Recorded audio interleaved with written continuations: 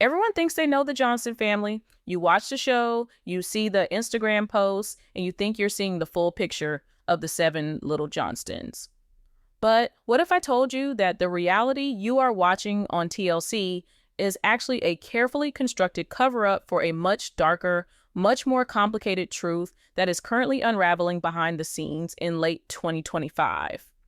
We have received insider reports that change absolutely everything we thought we knew about the family dynamics, specifically regarding the silence surrounding Anna and the sudden frantic changes in Trent and Amber's behavior. There is a theory circulating among the most connected insiders that the show isn't just on a break, but that a secret legal battle regarding the distribution of the show's earnings has turned the house into a war zone. We are talking about potential non-disclosure agreements being broken, secret recordings, and a spinoff that might exclude the parents entirely. If you think the coffee shop fight was bad, wait until you hear about the lost footage that editors were allegedly forced to cut. You are not going to look at Amber and Trent the same way after this. Before we expose the files and get into these exclusive theories that are shaking the fan base to its core, make sure you hit that like button and subscribe to the channel. You need to stay updated because this story is developing faster than the network can control, and you do not want to miss the next update. Let's start with the elephant in the room, or rather the ghost in the house. We need to talk about the real reason Anna has been effectively erased from the family narrative. And it is not just because of behavioral issues or tension with her parents.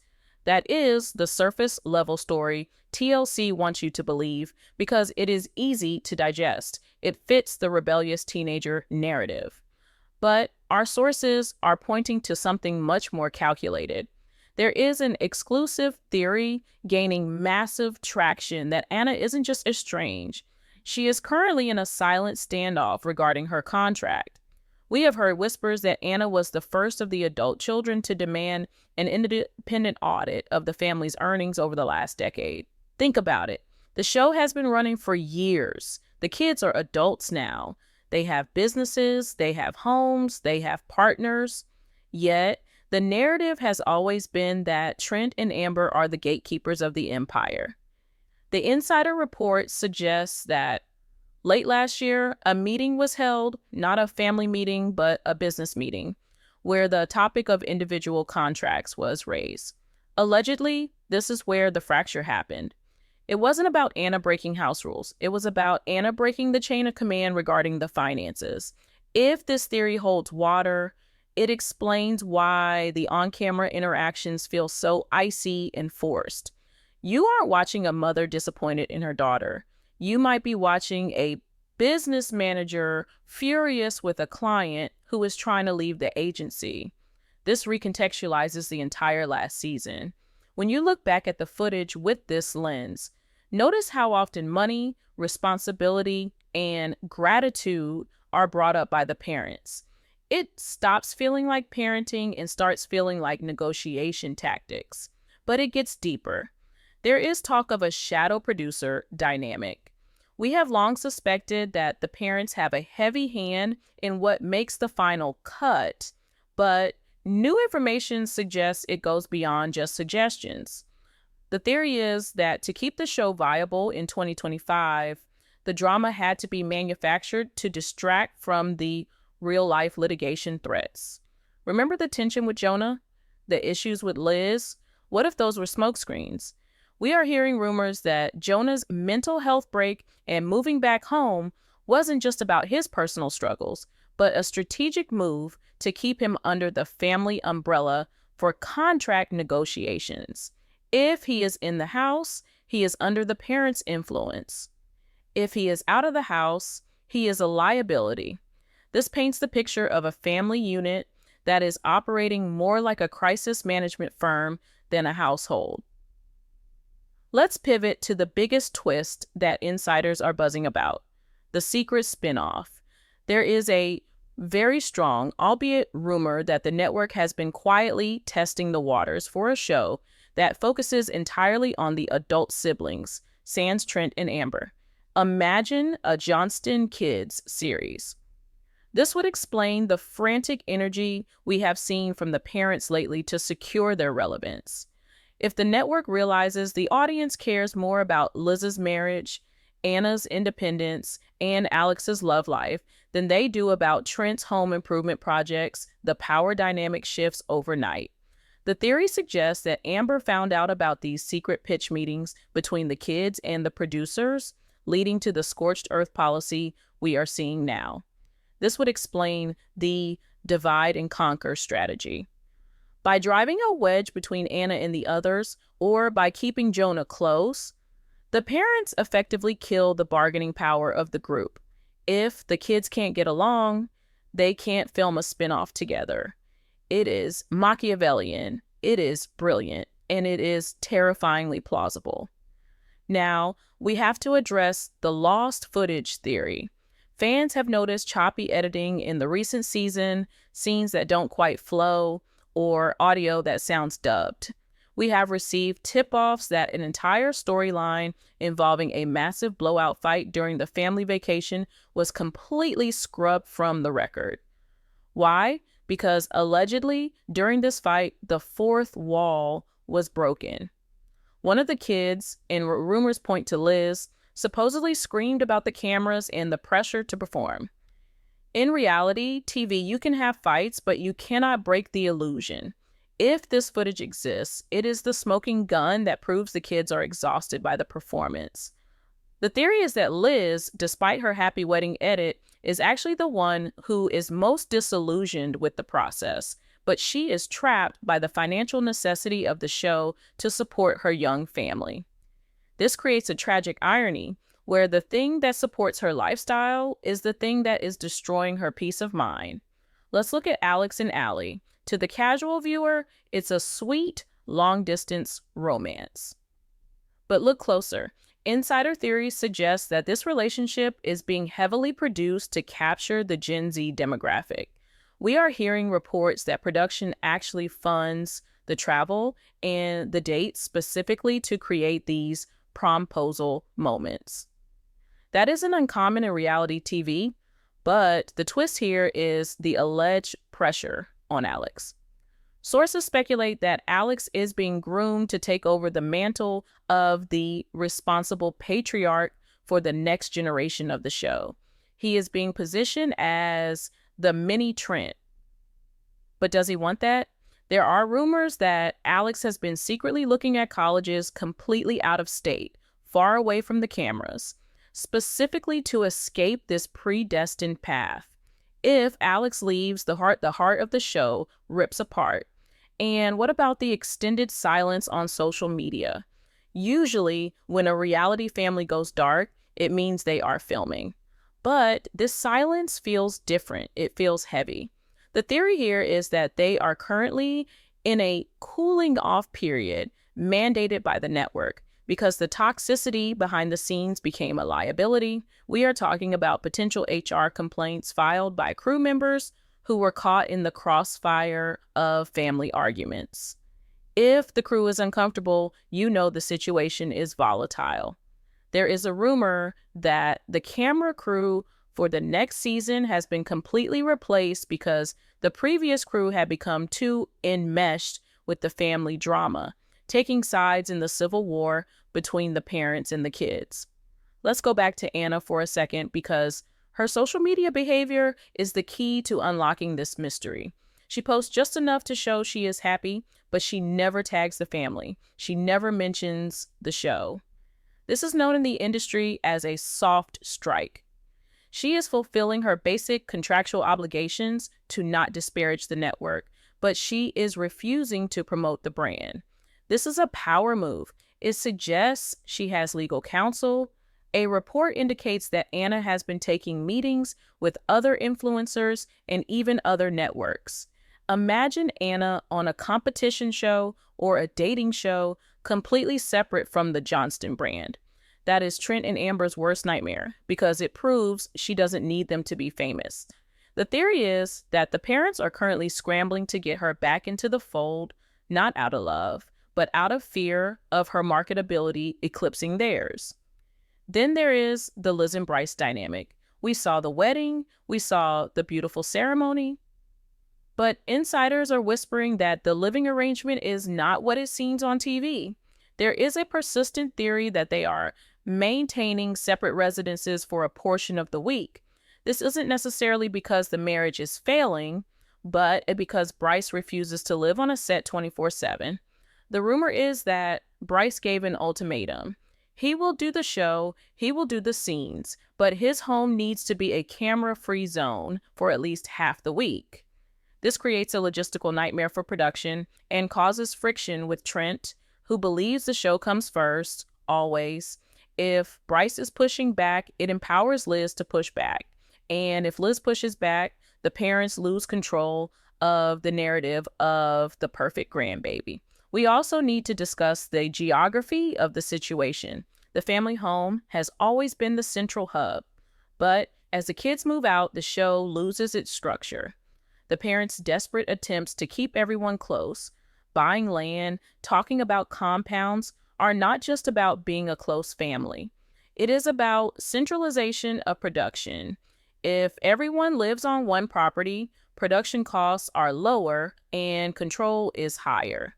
The compound theory suggests that the parents are trying to build a literal walled garden where they can control the comings and goings of the adult children, ensuring that no unapproved boyfriends or girlfriends enter the frame.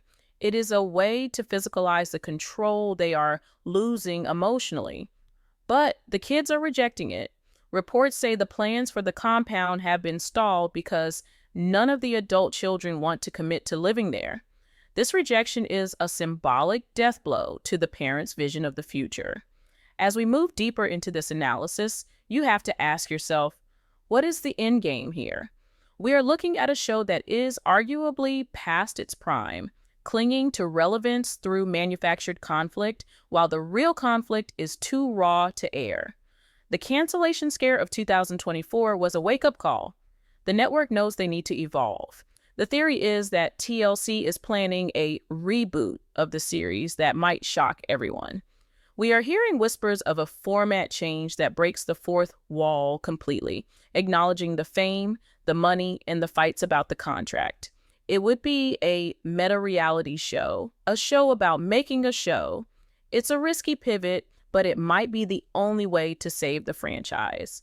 And where does this leave us in late 2025? We are watching a family at a crossroads. The smile on the Christmas card doesn't match the reports from the insiders.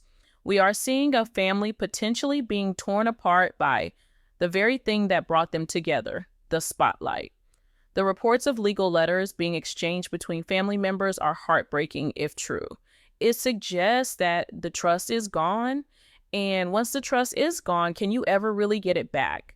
The insiders say no. They say the footage we will see in the next season will be the most edited, most manipulated footage yet, designed to paper over cracks that have turned into canyons. But there is one more theory, one that is perhaps the most disturbing of all. It involves a potential mole within the family. Someone who has been feeding information to the tabloids and the drama channels for months. Who benefits from the leaks? Who benefits from the parents looking controlling and the kids looking sympathetic? If you look at who has gained the most followers, who has received the most support in the comments, the answer might surprise you. It suggests a level of gameplay that we didn't think this family was capable of. It suggests that one of the 7 is playing 4D chess while the rest are playing checkers. As we prepare to go even deeper in the next segment, keep this in mind. In reality TV, the truth is not what is filmed. The truth is what is left on the cutting room floor.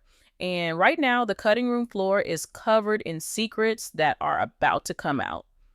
We are just scratching the surface of the financial disputes, the romantic cover-ups, and the production manipulation.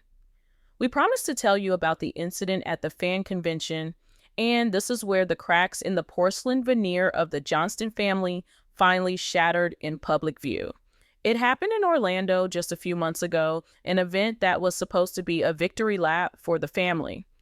But according to insider reports from attendees who were in the VIP holding area, The tension backstage was palpable enough to choke on. Witnesses claimed that minutes before the panel began, a heated exchange occurred, not between the parents and the kids, but specifically between Trent and a production assistant. The rumor is that Trent was furious about the seating chart. He allegedly demanded that Anna be seated on the far end of the table, as far away from the center as possible, effectively marginalizing her visual presence. But here is the kicker. Anna reportedly refused to move. For the first time in public, she stood her ground. This resulted in a delay to the start of the panel, which was blamed on technical difficulties. But the real technical difficulty was a family mutiny happening in real time. This connects directly to the mole theory we mentioned earlier. Who leaked the details of this backstage fight to the forums before the panel even ended?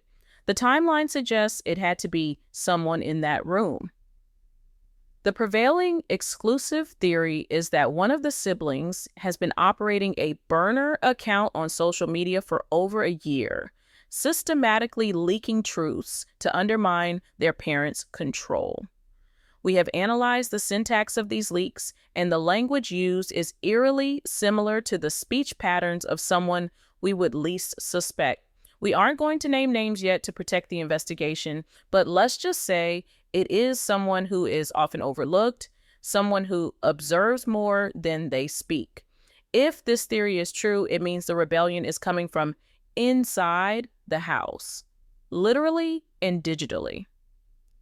Now, let's peel back the layers on the financial allegations, because this is the engine driving the current chaos. We have touched on the audit, but the Georgia loophole theory is gaining traction among legal experts who follow reality TV. Unlike California, which has the Coogan Law protecting child actors' earnings, Georgia's laws regarding reality television participants have historically been much looser. The report is that for the first several seasons, the contracts were structured in a way that paid the family corporation rather than the individual children. Now that the kids are adults in 2025, they are allegedly realizing that the nest eggs they were promised might be significantly smaller than the industry standard. This isn't just about greed, it's about survival. If they don't have access to that money, they can't leave. And if they can't leave, they have to keep filming. It is a cycle of financial dependency that looks a lot like a golden cage. This brings us to the Jonah paradox.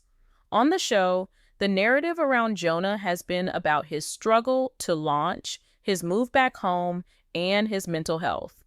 We have all empathized with him, but a new, darker theory suggests that this narrative is a fabrication designed to cover up his real role. Insider whispers suggest that Jonah isn't just a cast member anymore. He is allegedly acting as a liaison between the family and the production company. Think about it. He is the one who often mediates. He is the one who reinforces the parents' rules to the younger siblings. The theory is that Jonah has been offered a producer credit or a back-end bonus to act as the enforcer within the home. If this is true, it reframes his entire storyline. He didn't move back home because he failed. He moved back home because he was hired to manage the assets, his siblings. This would explain why he seems so conflicted on camera. He is torn between being a brother and being a boss. Let's talk about the pay-for-play relationship bonuses. This is a standard rumor in reality TV, but for the Johnstons, it takes on a specific urgency. We have received copies of what look like production writer amendments. These documents allegedly outline bonus structures for major life events. A wedding gets a Tier 1 bonus. A pregnancy gets a Tier 1 bonus. A breakup? That is only Tier 3. This incentivizes the family to rush milestones. It casts a shadow over Liz and Bryce's marriage. Are we watching two people in love? Or are we watching two people capitalizing on a Tier 1 payout to secure a down payment on a house? There is a theory that Bryce actually tried to quit the show last year, but was reminded of the exclusivity clause that would prevent him from making money on social media if he left. He is essentially trapped in the Johnston ecosystem.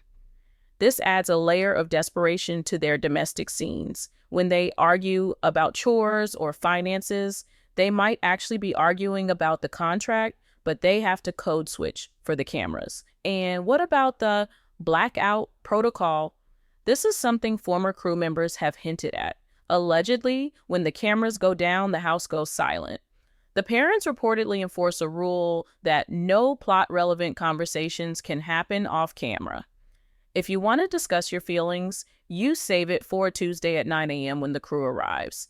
Imagine living your life where you have to bottle up your emotions for 3 days until the lighting crew is set up. This creates a psychological pressure cooker. The explosion we saw at the coffee shop with Anna wasn't just about that moment. It was the result of weeks of holding it in for the sake of the filming schedule. This method of parenting by production schedule is psychologically damaging, and insiders believe it is the primary reason the kids are looking for an exit strategy.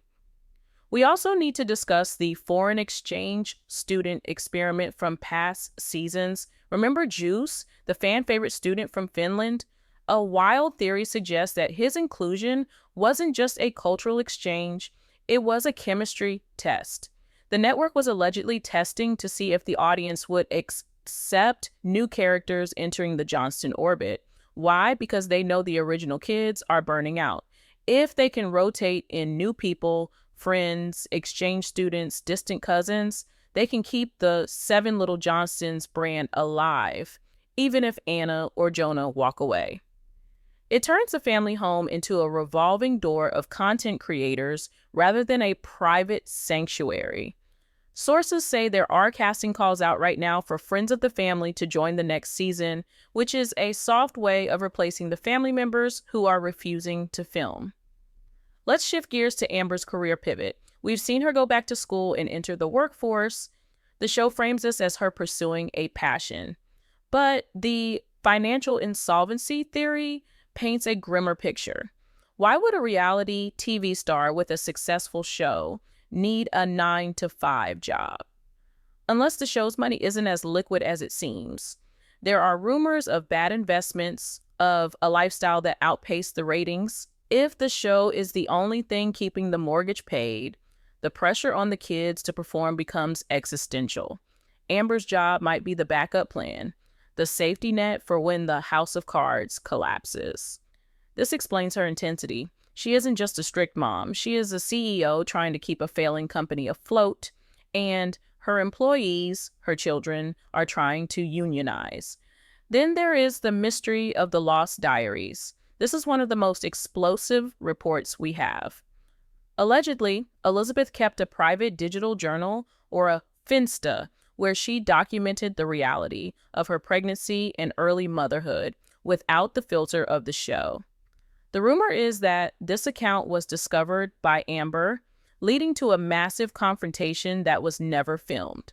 The content of these diaries allegedly contradicted the happy family narrative, detailing feelings of resentment toward the intrusion of the cameras during her most vulnerable moments. If these entries ever leaked to the public, it would destroy the carefully curated image of the close-knit family. It is said that the current peace between Liz and her parents is a fragile truce based on the promise that these private thoughts remain buried. We also have to touch on the scripted health scare rumor. In the world of reality TV, when ratings dip, someone usually has a medical emergency. It is a cynical but effective trope. We are hearing whispers that the producers have been pitching a health scare storyline for Trent for the upcoming season, something vague enough to be manageable, but serious enough to warrant tears and family meeting scenes. If you see a sudden medical mystery arise in the next few episodes, ask yourself, does the timing coincide with a contract negotiation? Does it conveniently force the estranged kids to come back to the house to support their father? It is a manipulation tactic as old as the genre itself, and insiders believe the Johnstons are desperate enough to use it. The tension is also bleeding into their interactions with other reality families. There used to be crossovers, friendly interactions online with the Roloffs or the Klein family. That has stopped. Why? The isolation theory suggests that other families in the TLC network have distanced themselves from the Johnstons because of the rumors of toxicity. It is a small world, and the world travels fast. If the other families know about the contract disputes and the mole, they are staying away to avoid getting splashed by the mud. The Johnstons are becoming pariahs in their own community, isolated on their compound, filming content that is increasingly disconnected from reality. As we look toward the final part of this expose, you need to prepare yourself for the information regarding the October ultimatum. Sources say that late last year, a deadline was set, a line in the sand drawn by the network. They allegedly told the family, fix the dynamic or we will cancel the show. This ultimatum is what triggered the frantic fake reconciliation scenes.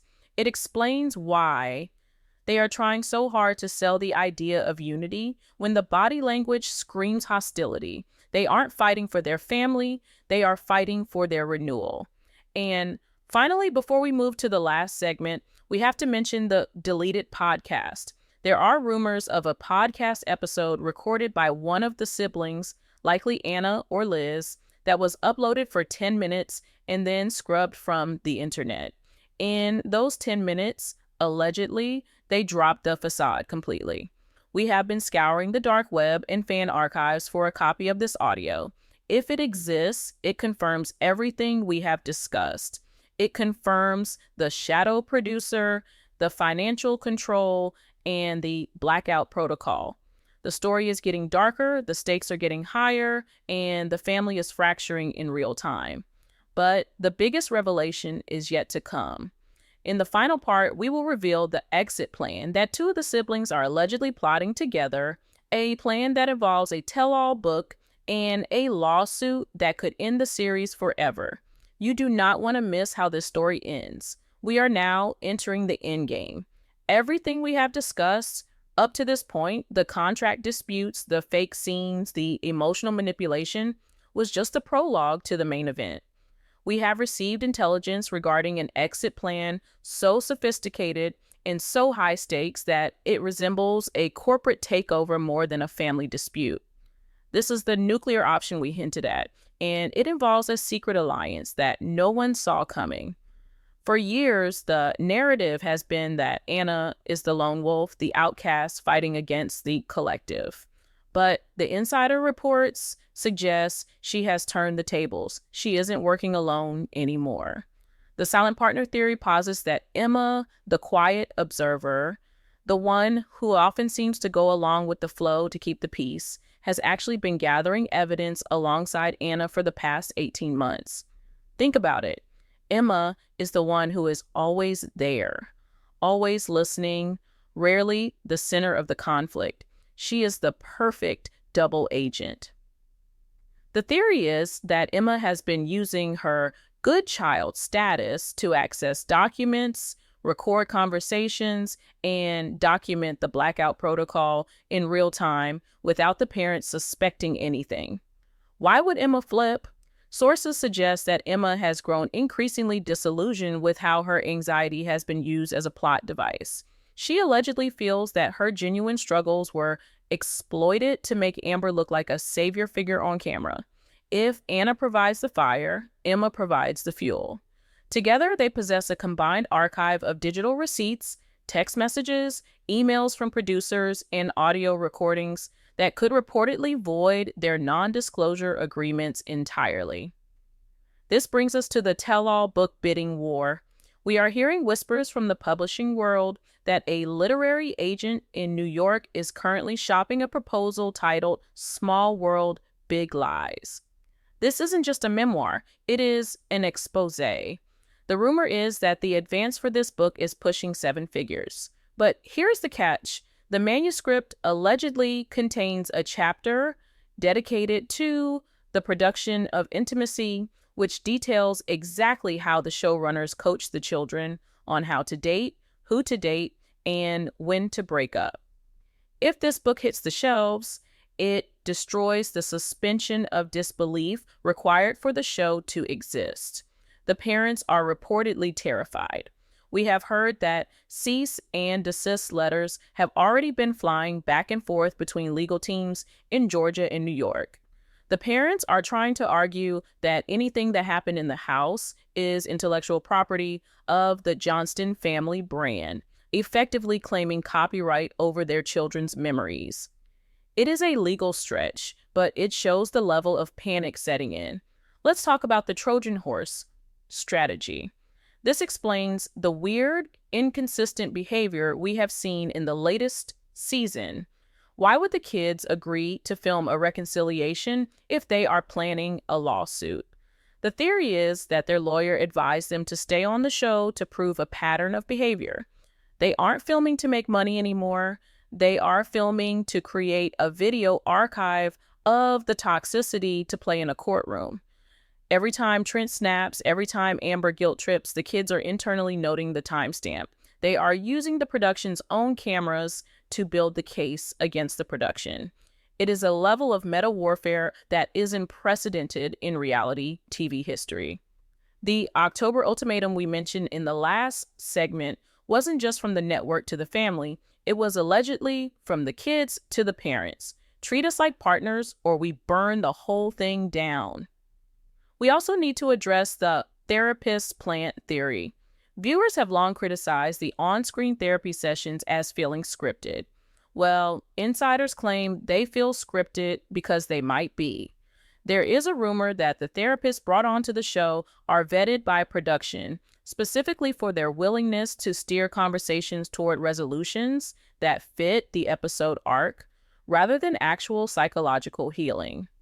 But the twist is that one of the siblings, rumored to be Liz, has been seeing a private, off-the-books therapist who has been documenting the psychological toll of the show. These private medical records are reportedly the smoking gun regarding the emotional distress claims. If these notes are subpoenaed, they will show a direct correlation between filming schedules and mental health crises, dismantling the happy family facade once and for all. Now, let's move to the asset liquidation rumors. In late 2025, keen-eyed observers noticed some interesting real estate movements connected to the family's LLCs. The theory is that Trent and Amber are quietly moving assets into protected trusts or selling off equipment and land to liquidate cash before a potential lawsuit freezes their accounts. If they know a legal battle with their children is coming, they are preparing a war chest. This explains the sudden lack of big project renovations on the show. They aren't spending money on the house because they might be hoarding cash for legal fees. It is a defensive posture that screams guilty conscience. There is also the rebranding attempt that is happening in the shadows. We have received tips that TLC is acutely aware that the 7 Little Johnstons title is becoming toxic. The network is allegedly workshopping a pivot. They know the parents are the problem, but they own the rights to the kids. The proposed solution?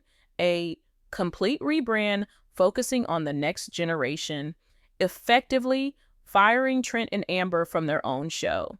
Imagine a series called The Johnston Generation or Life After. This would be the ultimate betrayal for the parents, to be pushed out of the fame they cultivated, replaced by the children they tried to control. The rumor is that the kids are open to this, provided they get executive producer credits and full control over the narrative. This negotiation is reportedly happening right now behind closed doors while the parents are left in the dark. We have to discuss the Christmas 2025 incident. Since we are currently in December, fresh reports are trickling in about a disturbance at the family compound over the holiday. While police reports are public record, the names are often redacted in domestic calls, but the address matches. The theory is that a confrontation occurred when Anna attempted to retrieve personal property from the main house, items from her childhood that were being held hostage as leverage. Allegedly, this escalated into a shouting match that resulted in law enforcement being called to keep the peace. If footage of police cars in the driveway leaks to TMZ, it is game over. It physically visualizes the destruction of the family unit. Let's go deeper into the Jonah flip. We talked about him being the enforcer, but everyone has a breaking point. Sources say that Jonah's loyalty was tested when he found out about the pay disparity. The rumor is that Jonah discovered through a leaked email that despite his role as the mediator and enforcer, he was being paid significantly less than his sisters because their storylines, weddings, babies, dating drove higher ratings. This revelation allegedly shattered his allegiance to the parents. If Jonah flips and joins the Anna-Emma alliance, the parents lose their last line of defense. The enforcer becoming the whistleblower is the plot twist that creates a united front of all 5 siblings against the 2 parents. And what about the fans? The Reddit detectives have played a massive role in this. The family reads the forums. We know this. But the theory is that they aren't just reading, they are reacting. The production schedule is now being dictated by the internet comments. If the fans hate a storyline, it is dropped mid-season. If the fans suspect a fake scene, the next episode addresses it with a clumsy confessional explaining it away. The show has become a reactive beast, chasing its own tail to appease a fan base that is growing more cynical by the day. This lack of authentic direction is causing the quality to nosedive, which paradoxically makes the behind-the-scenes drama even more interesting than the show itself. We must also consider the NDA loophole. Most reality TV contracts have a morality clause. If the participants engage in behavior that brings the network into disrepute, the contract can be voided. The kids are allegedly building a case that the parents' controlling behavior, bordering on emotional abuse as defined by modern standards, violates this morality clause. They are trying to get fired for cause, so they can walk away without paying the massive breach of contract penalties. It is a high-risk legal maneuver. If it fails, they owe millions. If it works, they are free. Let's look at the timeline of silence. Notice how the siblings' social media posts have become synchronized. They post at the same time, they use similar captions, they use the same muted color palettes. This isn't a coincidence, this is brand unity.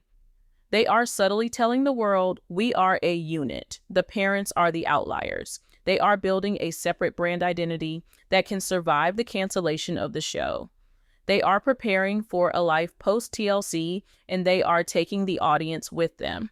The parents, meanwhile, are posting old throwback photos, living in the past, trying to remind us of when the kids were small and compliant. The visual storytelling on Instagram tells you everything you need to know about who is winning the PR war.